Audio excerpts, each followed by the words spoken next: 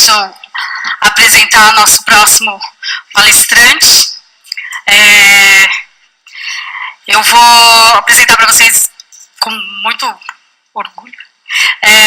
Dr. Eduardo Ribas, ele é neurocirurgião, professor também da Faculdade de Medicina aqui do Einstein, e vai falar do que ele mais faz durante os tempos, mas que talvez seja o princípio de tudo, né, do que vocês estão ouvindo hoje, e uma área que, por mais que a gente estude há tanto tempo, a gente continua aprendendo, a gente estava discutindo agora, né, quantas coisas a gente ainda está descobrindo e que a gente continua estudando anatomia e neuroanatomia com muito gosto. Então, vou deixar com você, Eduardo. Obrigada, viu?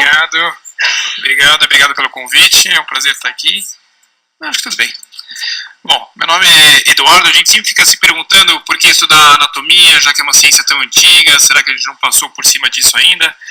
Realmente, a anatomia talvez seja a ciência médica mais antiga e já foi bastante desenvolvida, mas é uma ciência básica, é difícil a gente falar de neurociências, qualquer conversa que a gente tenha sobre neurociências tem como base a neuroanatomia, é muito difícil a gente não se ater a pelo menos os termos e como o sistema nervoso ele é organizado.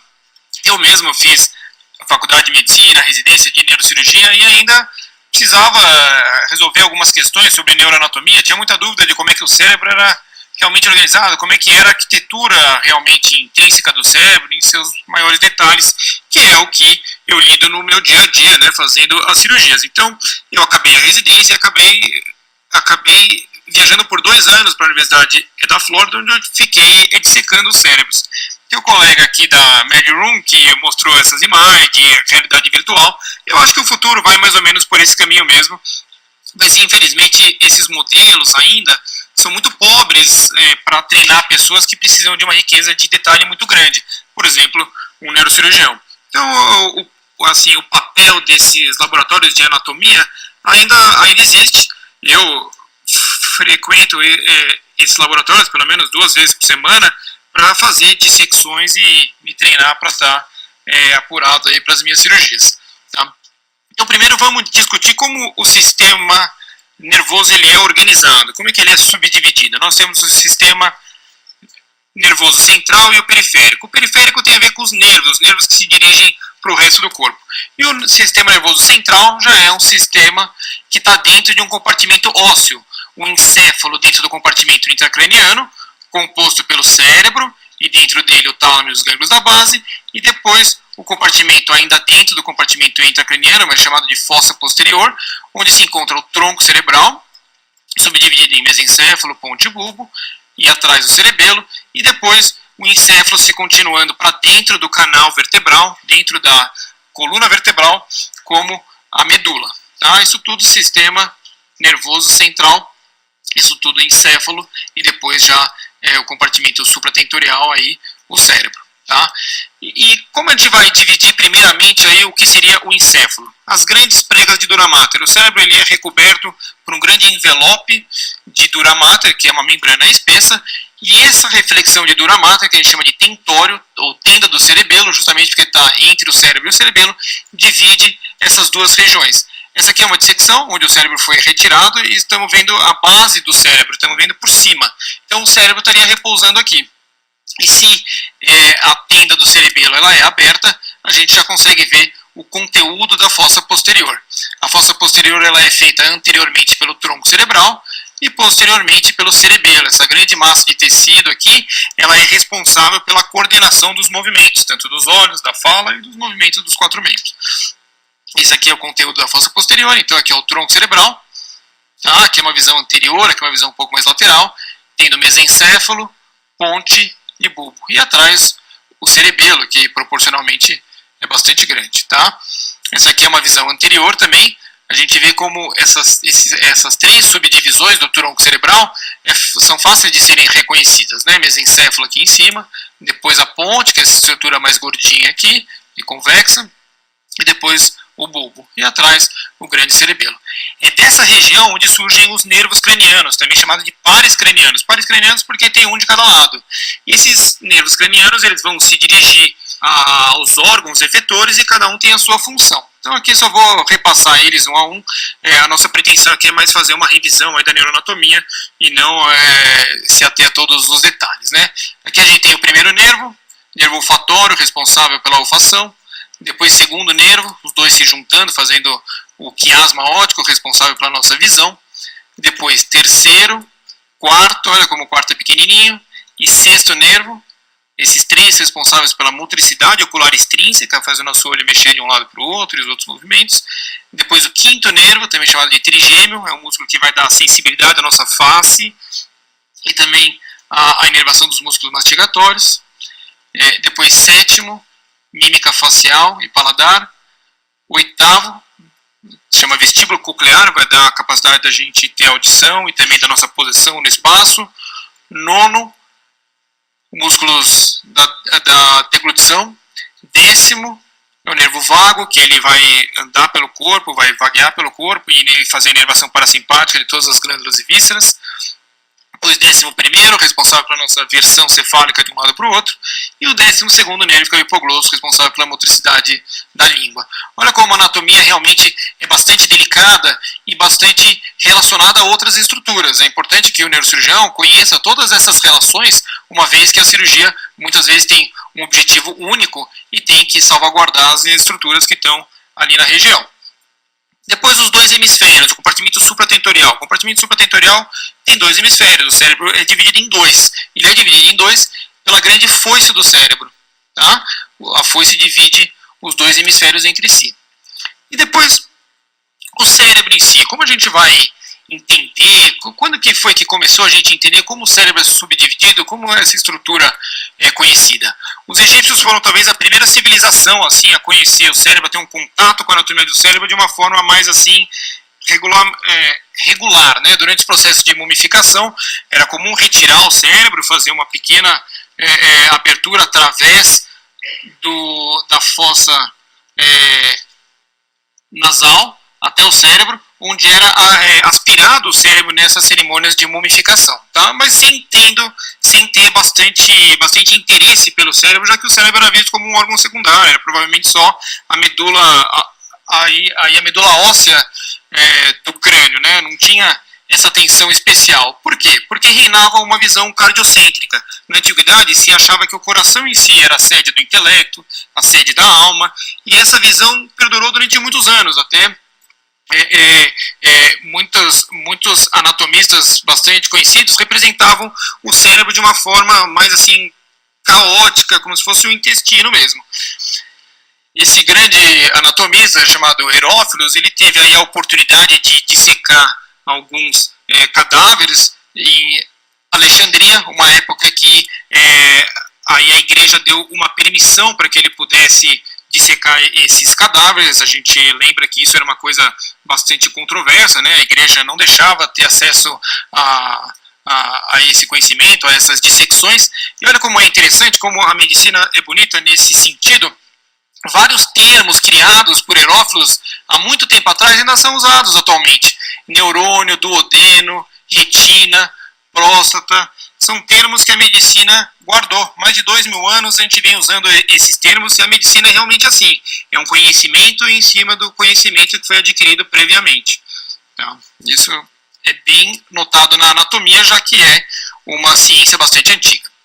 Essa visão centrada no coração mudou para uma visão centrada no cérebro, principalmente pelos tratados, pelo estudo de Galeno, que ele trazia atenção para uma estrutura vascular bastante desenvolvida nos outros animais, nos outros mamíferos, que ele chamava de rede maravilhosa, que é daí onde o sangue ele pode ser filtrado e transforma em líquor.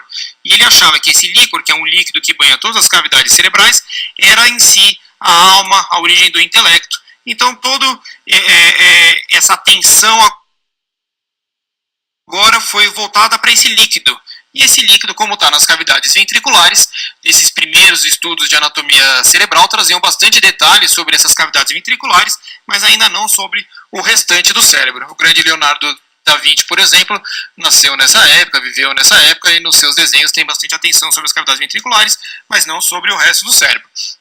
Então, essa é a preparação mais fácil que a gente pode fazer do cérebro. Eu simplesmente peguei um cérebro e cortei, fiz cortes axiais. E o que é fácil da gente perceber nesse cérebro, como em qualquer outro, é que o cérebro tem espaços dentro dele. Um espaço dentro de um órgão em anatomia é chamado de ventrículo. O coração tem os seus ventrículos, por exemplo, e o cérebro também tem os seus ventrículos. O que é fácil da gente ver aqui?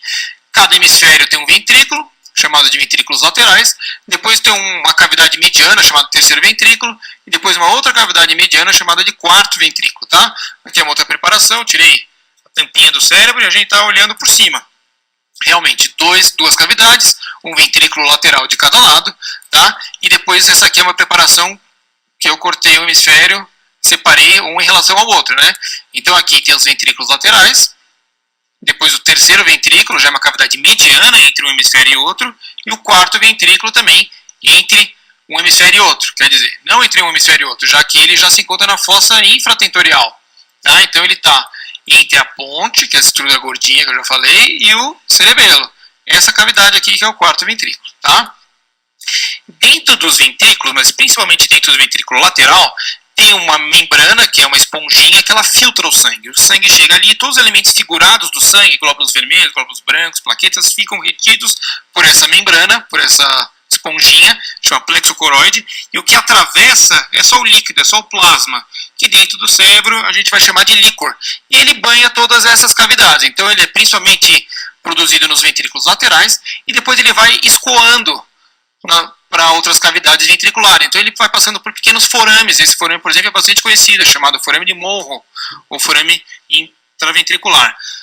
Quem é anatomista gosta muito de epônimos. As primeiras pessoas que descreveram as estruturas acabaram tendo destaque aí de ganhar um nomezinho da coisa. Hoje em dia existe toda uma tentativa de se tirar os epônimos aí da medicina, cada um tem uma visão da coisa. Mas isso aí, esse aqui, esse seria o forame interventricular, já que está comunicando os ventrículos, ou o forame de Monro.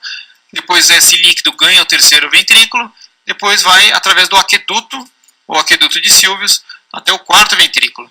E o quarto ventrículo, essa cavidade em forma de tenda entre a ponte e o cerebelo, depois escoa esse líquido e ganha toda a superfície do cérebro, tá? Sobre a superfície do cérebro, se demorou um pouco mais de tempo para ter atenção de como seria organizada a superfície do cérebro, tá? O Andreas Vesalius, que foi um grande anatomista, tem um tratado imenso sobre a anatomia do corpo inteiro, ele mesmo não teve atenção aí sobre a superfície do cérebro, retratando ela de uma forma bastante aleatória. Mas a atenção veio para a superfície do cérebro, principalmente com o trabalho de Thomas Willis, que começou a perceber por anatomia comparada, às vezes a gente estuda anatomia humana sendo comparada com a anatomia dos outros animais, percebendo que os animais mais inteligentes tinham uma superfície do cérebro com mais sulcos e giros, com mais indentações. Então ele teve uma ideia de que talvez a inteligência viesse da superfície do cérebro, já que os animais, à medida que se tornaram mais inteligentes, tinham uma superfície mais trabalhada. Então aqui voltou a atenção para a superfície do cérebro. E por que o cérebro tem essa forma toda envelopada sobre si mesmo, dobrada sobre si mesmo? A resposta está na embriologia. Todas as ciências básicas, elas se conectam de alguma forma. A embriologia, que é o estudo de como o ser humano vai se desenvolvendo, né, como os animais vão se desenvolvendo, estuda, por exemplo, como o tubo neural vai se dobrando sobre si mesmo. Primeiro a gente tem a ectoderma, essa membrana mais externa, ela faz um pequeno tubinho chamado de tubo neural, e depois esse tubo neural ele vai se dobrando sobre si mesmo, fazendo com que o cérebro tenha essa superfície aí em sulcos e giros, sendo o sulco o espaço entre os giros, e o giro o cérebro propriamente dito, né? O sulco ele é um espaço, um sulco, uma fissura, ele é um espaço, ele não é o cérebro. O giro que é o tecido cerebral em si, tá? E como os animais também têm uma organização mais ou menos assim, né? Quanto menos desenvolvido é o animal, mais simples é a sua superfície cerebral, tá? Depois, com essa atenção à superfície cerebral, veio a necessidade de trazer nomes ou nomes para cada sulcos e tudo mais. Qual que é o problema? Existe uma grande variabilidade entre as pessoas, então isso se demorou para perceber que existia uma certa organização entre as diferentes pessoas. Um plano diretor, um plano geral que o cérebro de todo mundo tem, mas aberto a bastante flexibilidade. É difícil um cérebro ser igual ao outro, por isso que foi um estudo de diversos cérebros até se perceber isso. Francisco de la Poe era um holandês, é o mesmo personagem que descreveu o gin, essas pessoas antigamente estudavam quase tudo, né? E ele descreveu essa primeira fissura, fissura lateral do cérebro, que ganhou o nome dele, fissura silviana. É uma fissura bastante fácil de ser reconhecida, ele já notou isso no século XVII. Depois veio o Louis de Rolando, que descreveu o sulco central, um sulco bastante constante, todo mundo tem, e é um sulco mais verticalizado. Tá. Depois veio o Louis-Pierre Gratiolet, um anatomista francês, que foi um grande anatomista e percebeu que o cérebro realmente é um contínuo. Tá? Não existe uma parte do cérebro dividida da outra. É um completo contínuo do tecido cerebral entre si. Ele padronizou o que seriam pregas de passagem, dividindo o cérebro em lobos. Alguns órgãos do nosso corpo humano são divididos em lobos. Por exemplo, o pulmão tem alguns lobos. O cérebro também tem os seus lobos. E a primeira ideia que ele teve foi dar o nome para os lobos em relação aonde ele estava abaixo, que osso ele estava abaixo. Tá? Então, embaixo do osso frontal, lobo frontal, embaixo do osso parietal, osso temporal, lobo temporal e occipital. Os ossos, quando a gente é mais novo, eles são bastante móveis entre si, tem uma articulação móvel, né? A gente pode até palpar em uma criança a fontanela, né? O espaço entre os ossos. Quando o indivíduo cresce, quando o ser humano cresce, os ossos eles vão ficando mais próximos entre si, eles acabam colando um no outro. Ainda é uma articulação, a gente chama de sutura, mas é uma articulação bastante móvel. Então essa rachadura, assim, esse trançado entre os dois ossos, mas é uma articulação bem pouco móvel, tá? É bastante rígida. Aqui é uma visão lateral, aqui é uma visão superior, então a gente pode ver essa sutura. Essa aqui ela chama de sutura sagital, é por isso que todo o estudo aqui corta o ser humano no meio, nessa linha vertical, é dito sagital. Essa linha aqui, por exemplo, é a sutura coronária, tá? Por isso que também todo estudo radiológico que é feito cortando o corpo de assim, são ditos cortes coronais, tá? E na base do cérebro, o que mais se destaca, na base do crânio, desculpa, o que mais se destaca é o grande forame magno, por onde o tronco cerebral se continua com a medula espinhal já dentro do canal vertebral. Quando a gente olha a base do crânio por cima, o que se nota também são os diversos forames. Através desses forames é que vão caminhar as estruturas vasculares, nervosas ou ambas, para ir para os órgãos efetores, por exemplo, língua, face e olhos. Tá? Depois, essa ideia de dividir o cérebro em relação aos ossos foi mudando um pouquinho, até chegar na ideia que é mais aceita hoje em dia de como os lobos são separados entre si. Atualmente é aceito que a fissura silviana vai separar o lobo frontal do lobo temporal, depois o sulco central vai separar o frontal do parietal, e depois uma linha imaginária da fissura parieto-occipital até uma indentação pré-occipital vai separar o lobo occipital mais para trás. Tá? Então a gente tem 4 lobos que estão em relação ao osso e um quinto lobo que já vai estar na profundidade da fissura silviana. Quando se abre a fissura silviana, que é um grande corredor de acesso, eu como neurocirurgião preciso conhecer esse corredor de acesso, já que é um dos grandes espaços naturais para a gente caminhar dentro do cérebro sem em si estar dentro do cérebro, dentro do compartimento craniano, só que sem entrar no cérebro. Quando a gente abre esse compartimento, quando abre a fissura silviana, a gente vai encontrar a ínsula. Ínsula, em latim, quer dizer ilha. Então é uma ilha escondida dentro do cérebro. Escondida por quem? Por uma cortina. Cortina, em latim, é o pérculo. Então existe uma cortina frontoparietal, a superior, o pérculo frontoparietal, que é o superior, e o pérculo temporal. Parece uma historinha, né? Uma cortina escondendo uma ilha. É assim que as coisas ficaram e é assim que os nomes ainda são ditos, tá? E existe um sexto lobo, que a doutora Liliana comentou, que é o lobo límbico. Límbico porque ele faz um C. Límbico porque ele é ao redor do tálamo e dos gânglios da base. É basicamente esse C aqui. Talvez seja difícil de perceber aqui, mas aqui tem um giro que se chama giro do cíngulo, que se continua com o giro parahipocampal. Esse C é o lobo límbico. Ele também tem um C mais interno, tá? Esse C externo do giro dos cíngulos, continuando com o giro parahipocampal. E dentro do giro parahipocampal já há uma estrutura bastante conhecida, que é o hipocampo. O hipocampo é responsável pela fixação da nossa memória recente. Tudo que a gente está aprendendo está sendo trabalhado pelo hipocampo para que essa memória recente vire uma memória a longo prazo. Tá? E mais anteriormente a gente tem a amígdala, essa região aqui que dá o colorido emocional para as nossas lembranças. Tá? A gente tem esse colorido emocional. E depois a via de saída deles, que é o fórnix. O cérebro também pode ser entendido em relação às suas superfícies. Eu não vou me ater tanto a isso, mas tem uma superfície em relação ao crânio, que é a superfície supralateral, a superfície medial e a superfície basal. Tá? E existe um plano diretor. Nessa superfície lateral, basicamente existem 3 giros mais horizontais, giro frontal superior, médio e inferior, outros 3 giros mais horizontais, temporal superior, médio e inferior, depois 2 giros mais verticalizados, pré-central e pós-central, uma vez que eles vêm à frente e atrás do sulco central, então eles ganham esse nome, pré-central e pós-central. Depois mais para trás começa a ficar mais complicado. Existem 2 giros arqueados,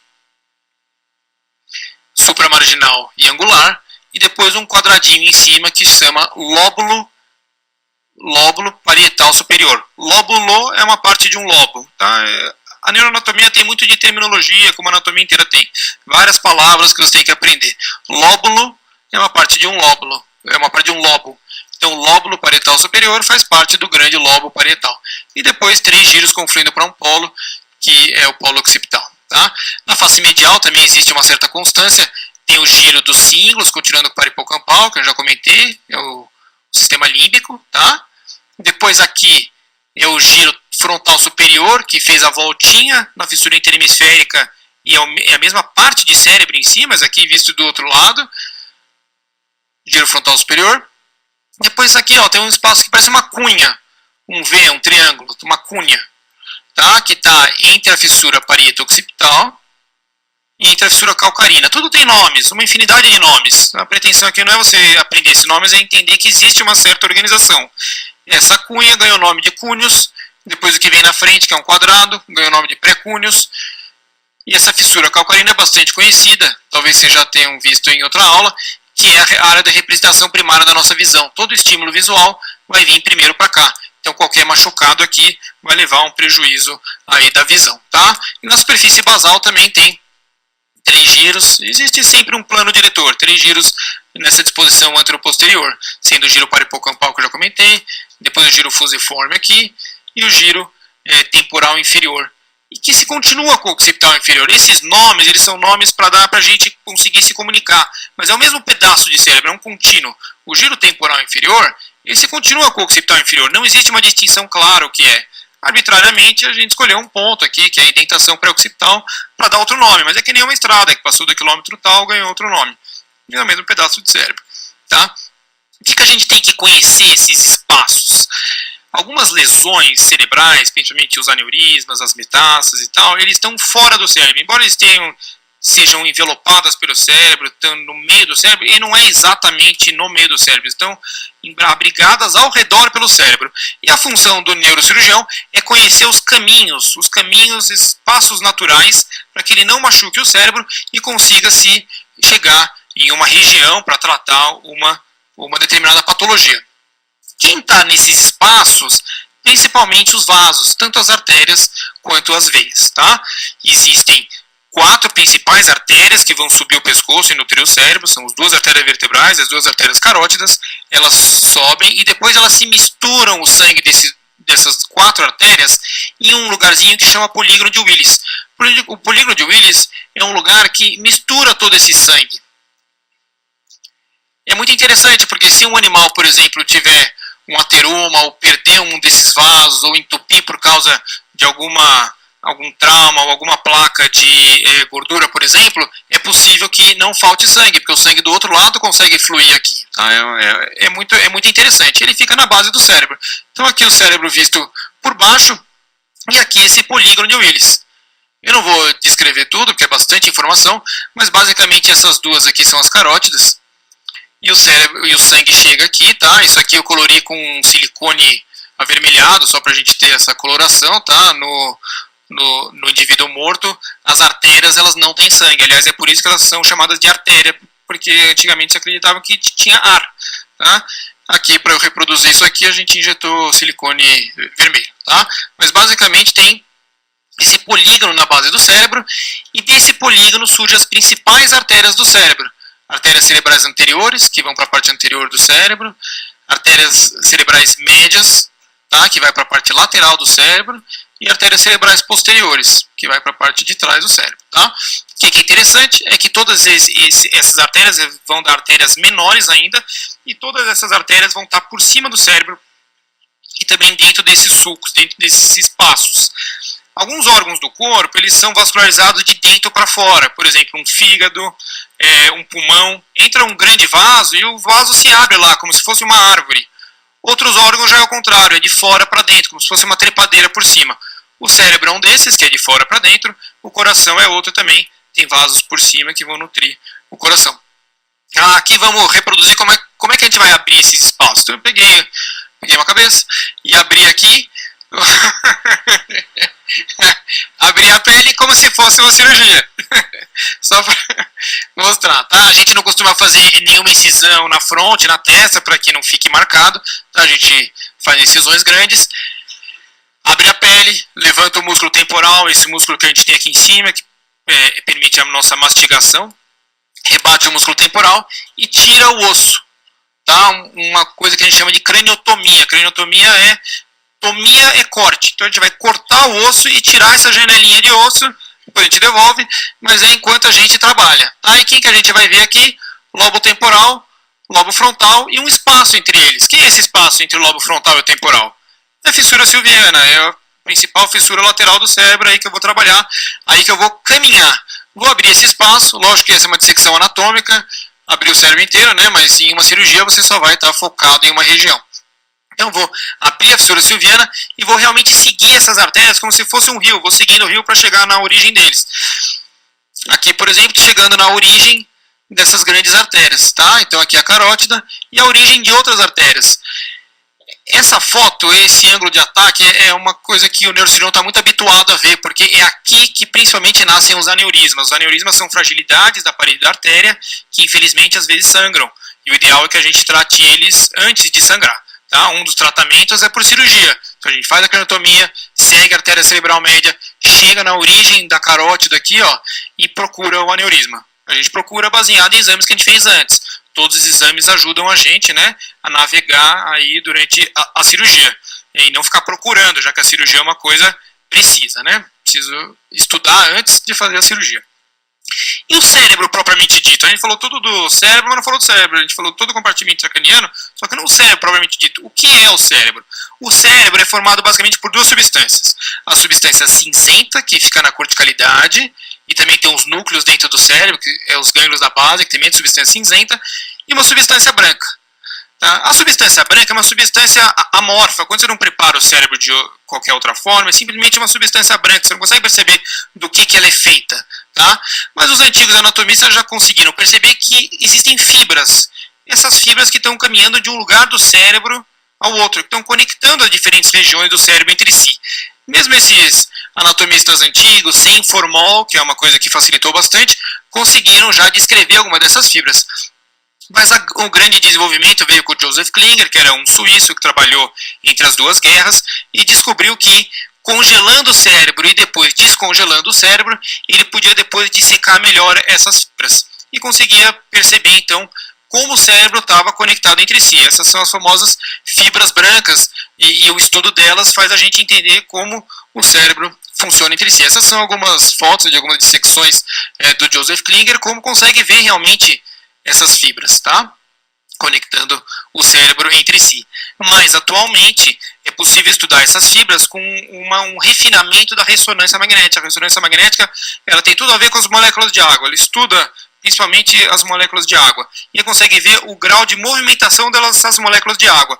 Quando essas moléculas de água estão entremeadas entre as fibras, elas costumam ter um trajeto preferencial paralelo a essas fibras. Então, é possível desenhar no indivíduo vivo a posição dessas fibras. Então, como a tecnologia também vai ajudando o neurocirurgião, isso pode ser estudado antes aí da cirurgia. O que são essas fibras foi a resposta que deu por Santiago Ramon e Cajal quando ele descobriu o neurônio. O neurônio é a unidade funcional, a unidade morfológica e funcional do sistema nervoso. Ele é basicamente feito por um corpo celular e por um prolongamento longo chamado axônio, que se dirige ao próximo neurônio. Ele é esbranquiçado justamente porque ele é envolto por mielina, tá? Que é uma substância branca que está ao longo desse axônio. O neurônio se dirige a outro neurônio, tá?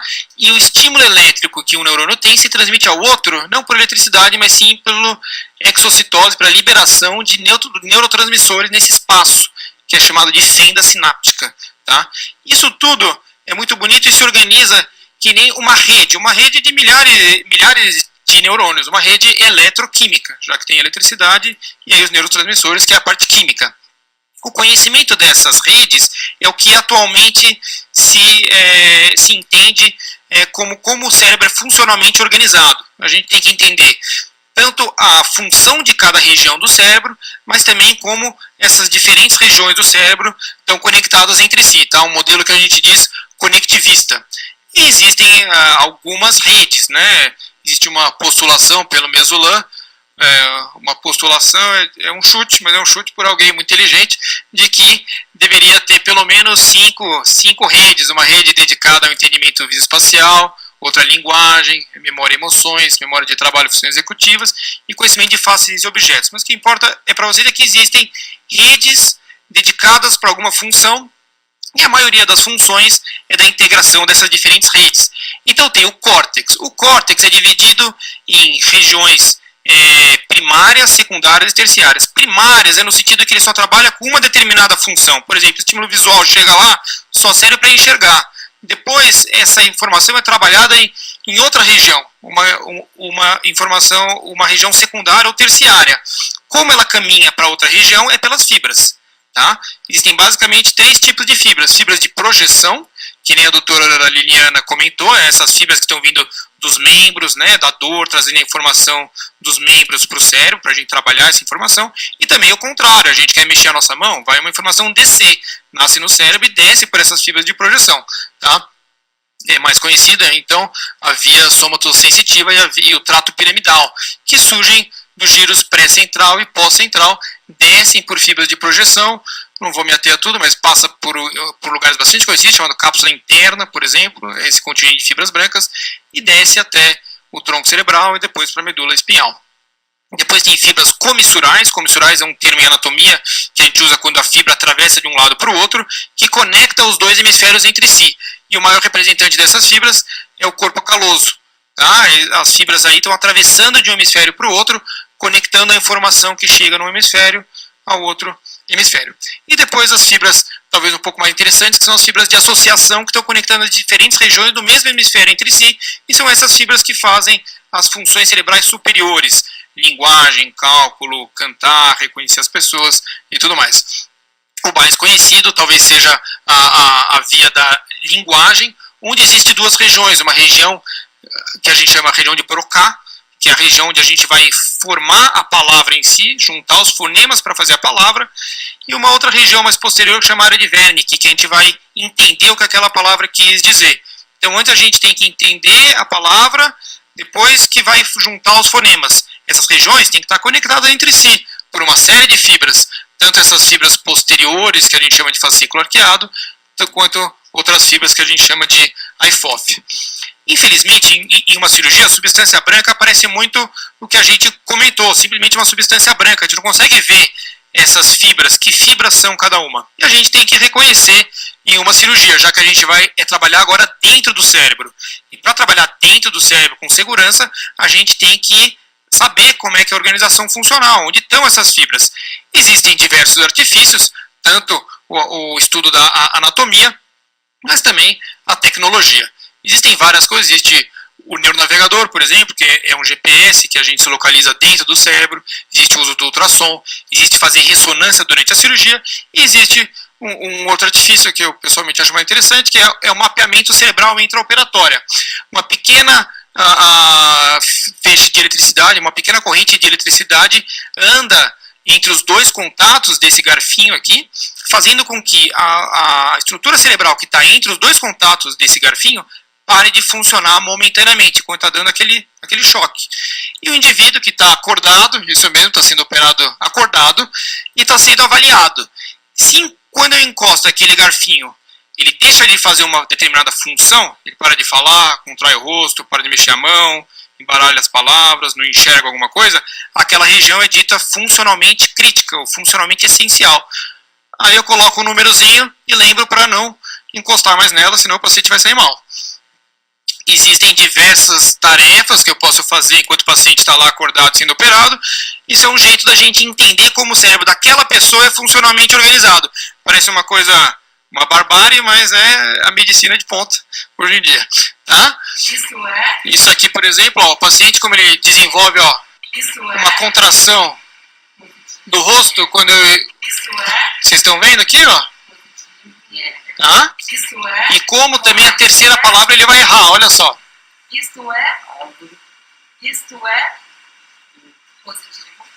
Isto é positivo. Não, mais uma vez. Vamos lá, isto é positivo. Isto é Ainda bem que eu preservei aquela região e ele saiu bem. É isso aí, gente. Obrigado. Qualquer dúvida, me manda um e-mail.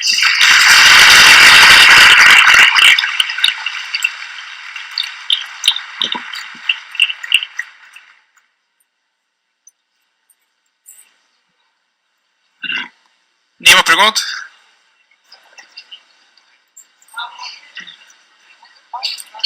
Boa tarde. Aqui, ó. Do seu lado direito. Cadê você? Aqui. E aí? Eu queria saber um pouco sobre... Porque a gente sabe que tem várias inteligências hoje. Tem inteligência QI, inteligência emocional. Me explica um pouco do papel do cérebro e cada parte dele nessas várias inteligências que estão sendo descobertas. Olha, os estudos, a anatomia, ela é uma ciência assim um pouco tosca, um pouco grotesca para a gente fazer essa coisa assim baseada na anatomia. Como é que diferencia a inteligência de cada um? Todo mundo tem o cérebro mais ou menos igual, tem aquele plano diretor com sulcos e giros, mas é mais ou menos igual. É difícil dizer só vendo por uma ressonância ou algum outro exame, a mesma anatomia, quem era mais inteligente do que o outro, mesmo porque a inteligência, que nem você comentou, tem diversos domínios. Tem pessoas que são inteligentes no sentido motor, são mais desenvoltos para jogar futebol, alguma coisa. Tem pessoas que são mais criativas, tem pessoas que são melhores em cálculo. Isso tudo é uma infinidade. Hoje em dia a gente vê a inteligência como uma pluralidade de funções, né? Infelizmente, talvez o vestibular só selecione um tipo de inteligência, mas tem diversos tipos de inteligência. Na anatomia, as pessoas não são diferenciadas dessa forma. Não tem uma diferença entre uma pessoa e outra. Não dá para olhar para um cérebro e saber assim, olha, essa pessoa ela é melhor em cálculo ou não. O que existe, muito interessante, que a doutora Liliana comentou, é uma coisa que chama plasticidade cerebral. Quanto mais você usa, talvez aquela região da representação aumente. Que nem aquele homúnculo de Penfield, que o indivíduo tinha braços grandes, uma perna pequena e tal. É aceito que um jogador de futebol que usa muito os membros inferiores, por exemplo, ele vai ter uma representação da perna maior. Mas isso não no sentido anatômico, isso no sentido funcional daquela região. Beleza? Oi, tudo bem? Eu queria saber qual foi a cirurgia que o senhor fez que foi mais demorada e qual foi a mais difícil. O meu quê? A sua cirurgia que o senhor fez. Assim, eu não sou um cara apressado, a gente demora mesmo o tempo que for. A gente costuma fazer uma cirurgia por dia só, assim, eu falo em nome aqui da minha equipe, assim, a gente tem uma equipe muito boa aqui no Einstein, a gente costuma marcar só uma cirurgia por dia, e então ninguém tem pressa, as coisas demoram mesmo. As cirurgias demoram em média 8 horas, entendeu? Mas é uma cirurgia sem pressa, a gente fala assim, você não pode ter pressa, mas não pode perder tempo, né? A coisa tem que andar, mas você não pode ter pressa, porque você cansa também, é uma prova de longa distância. A neurocirurgia realmente é uma longa distância, e a gente reveza as pessoas, né? A pessoa que abre, né, que chega até a lesão, muitas vezes não é a pessoa que vai trabalhar na lesão em si, que a pessoa precisa estar descansada, pronta para trabalhar ali, já que o grau de atenção é muito grande e cansa. Ficar mais do que 2, 3 horas trabalhando, cansa. Então a gente muitas vezes rodizia entre os neurocirurgiões. Tá? Até legalmente não se pode operar sozinho. Você tem que ter no mínimo 2 pessoas. Isso acho que para qualquer cirurgia. Tá? Precisa ter no mínimo 2 cirurgiões. E eles costumam revezar. Então a gente não cansa por causa disso. Todos os hospitais têm um café, não sei o quê, então a gente vai rodeando, sai, vai no banheiro, volta. É assim.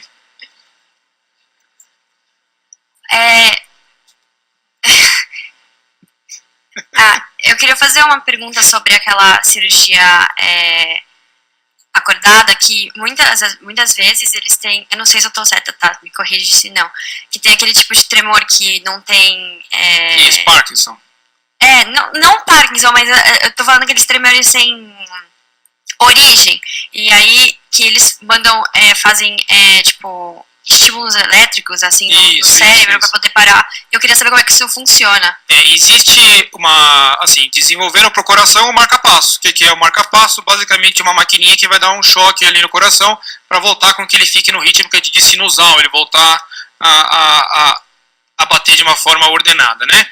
Depois teve um refinamento disso, que é o tal do DBS, Deep Brain Stimulator. Também parece um marca-passo, mas ele vai entregar uma corrente elétrica em algum alvo do cérebro para tratar alguma coisa, tá? E todo esse conhecimento ele é mais elaborado para os indivíduos com Parkinson. Parkinson é uma doença que a pessoa tem um tremor, tá? E se descobriu que se estimulado algumas regiões, principalmente do globo pálido interno ou do núcleo subtalâmico, são dois alvos, tá? Essas pessoas param de ter esse tremor. Por enquanto, isso é tratado como assim um tratamento não de última linha, mas para os indivíduos que têm um Parkinson mais refratário às medicações, mas a cada dia que passa a gente vê que a cirurgia é mais segura e mais pessoas são adeptas a fazer a cirurgia, não em um estágio tão avançado. Mas isso depende dos alvos, e descobrir os alvos é uma questão difícil, já que a gente não pode fazer uma experiência em pessoas. Então a gente já sabe desses alvos, e às vezes descobre outros alvos de uma forma fortuita. Às vezes se erra o alvo. Uma vez se errou o alvo, por exemplo, e viu que as pessoas não tinham mais fome. E aí falou, não, então esse alvo aqui é para tirar a fome, é da pessoa. Também tem alvos para depressão, que foram descobertos mais ou menos no mesmo sentido, tá? Mas é uma maquininha que estimula, que chama DBS. Tá bom? Eu gostaria de saber quais são as vantagens para o ser humano de ter o córtex cerebral tão na superfície do sistema nervoso central. Como é que é? Desculpa? Porque o córtex cerebral uma estrutura tão crítica que a gente precisa tanto, fica tão na superfície do sistema nervoso. É no córtex cerebral onde se encontram os corpos celulares, os corpos dos neurônios, tá? E toda essa substância cinzenta, que é o córtex cerebral, é onde se encontra o corpo do neurônio em si. E a substância branca, que já é dentro do cérebro em si, é onde se encontram os prolongamentos desses neurônios. Durante o desenvolvimento dos animais, né, foram ficando mais inteligentes, fez com que se fosse necessário ter um córtex maior, uma superfície cerebral maior. E a forma com que isso foi feito evolutivamente para que a pessoa não tivesse uma cabeça muito grande, foi o cérebro se dobrar sobre si mesmo. Isso faz com que a superfície do cérebro seja grande e o volume da cabeça não cresça tanto, tá? É dito que pelo menos 2/3 da superfície cerebral não estão na superfície, estão dentro do cérebro em si, estão dentro desses sulcos e fissuras. Tá bom? Oi, doutor. Oi, boa tarde. Alô? Aonde? Aqui. E aí? Qual a diferença de córtex e neocórtex? Então, existem diversas classificações, né? O cérebro pode ser estudado de vários jeitos. Pode ser estudado de um jeito anatômico, que é esse jeito aqui. Pode ser estudado de um jeito também citoarquitetural, como as células estão organizadas. E aí existe uma divisão de neocórtex, alocórtex, existe até uma outra divisão que chama isocórtex ou alocórtex, que isso interfere no número de camadas que tem. A substância cinzenta, o neocórtex, que é a substância cinzenta nova, o córtex mais novo, ele é organizado regularmente em 6 camadas. Então, é um sanduichinho de 6 neurônios. Tá? O córtex não é um neurônio só, são 6. Mas tem outras regiões, por exemplo, o hipocampo, que são 3. É arquicórtex que é mais antigo. Isso são classificações citoarquiteturais. O cérebro pode ser investigado de vários jeitos, né? Esse é um jeito mais assim, citoarquitetural, esse jeito que eu demonstrei aqui é mais na anatomia. Doutor, tem alguma área do cérebro já identificada para ser a área responsável pela consciência? E se não tem, em qual pé a gente estaria da pesquisa para realmente chegar numa conclusão sobre o que seria a consciência, onde ela estaria localizada no cérebro? Não se sabe exatamente. Tem um artigo bastante controverso feito pelo Francis Crick. O Francis Crick foi o indivíduo que descobriu a dupla hélice aí do DNA, né? E ele escreveu um trabalho alguns anos atrás que o claustrum seria a origem da consciência. O claustrum é um gânglio da base que tem conexões com o cérebro inteiro, praticamente inteiro, tem diversas conexões. E ele escreveu esse artigo falando que a origem da consciência seria no claustrum. Esse é o ponto de vista dele, não é o ponto de vista da comunidade inteira. É um assunto bastante controverso. Tá? Não se sabe exatamente. Quando a gente fala em um modelo teórico, a teoria dura até descobrir que estava errado, né? Então ele fez essa ideia, mas é difícil de se comprovar. Tá? Existem pessoas com problemas num claustrum que não têm um problema de consciência. Então é uma ideia, talvez não tão forte, mas é uma ideia. Eu vou fazer 2 perguntas dos participantes online. Uma delas é: por que crianças possuem uma adaptação maior quando o cérebro é lesionado? E a segunda é verdade que se utilizar eletrochoque nas áreas corretas, pode-se aumentar a capacidade cerebral? Olha, os indivíduos mais jovens realmente têm uma coisa que chama mais plasticidade cerebral. É a capacidade do cérebro de desenvolver as conexões que não estavam sendo muito usadas.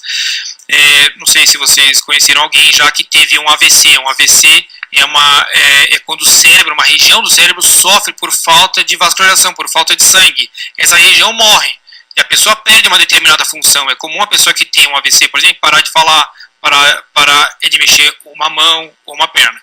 Essa pessoa, se vocês acompanharem, ela, em um grande número de vezes, ela consegue melhorar. Ela volta a mexer a mão, ela volta a falar. Talvez até melhore 100%.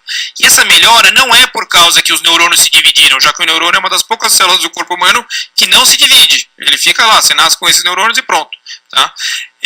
Não é porque os neurônios eles se regeneraram, mas sim porque áreas vizinhas daquela região, tá, começaram a pegar a função daquela área que foi perdida. Talvez porque conexões que não estavam sendo usadas começaram a ser usadas. E o que a gente vê é que os indivíduos mais jovens têm uma maior capacidade de melhorar. Por que exatamente a gente não sabe. Mas os indivíduos mais jovens melhoram mesmo. E é por isso que a gente sempre investe em pessoas mais jovens. A gente sempre investe, trata, opera, reopera, porque essas pessoas têm uma capacidade de melhoria grande. Sobre o eletrochoque é um método que cai um pouco na descrença nos últimos anos, né? Ele foi bastante usado para os indivíduos com doenças psiquiátricas, existia uma melhora, só que ele foi usado de uma forma muito liberal, e aí se criou a ideia de que o eletrochoque é uma coisa ruim. O eletrochoque não é uma coisa ruim. Ele é uma coisa boa para as pessoas que precisam do eletrochoque. Então, por exemplo, existem indivíduos que têm uma depressão muito grave e que se beneficiam de eletrochoque. Isso, hoje em dia tem um nome melhor, eletroconvulsoterapia, já que o eletrochoque ficou com esse nome muito assim, com essa aura muito ruim. Né? A medicina é assim. Agora, a pergunta era mais da inteligência, né? Nunca ouvi falar do eletrochoque melhorando a função cognitiva de ninguém, e isso seria não ético fazer só para ver se a pessoa vai melhorar. Tá? Geralmente a pessoa que já está ruim, já tem um quadro clínico ruim, por exemplo, uma depressão muito grave, aí é um candidato possível a um eletrochoque. Tá bom? Bom, pessoal, por mim, o professor Eduardo poderia ficar falando aqui várias horas, porque eu não sei se vocês gostaram, mas eu gostaria de ter tido um professor como esse na minha graduação. Professor, muito obrigado, tá? Obrigado.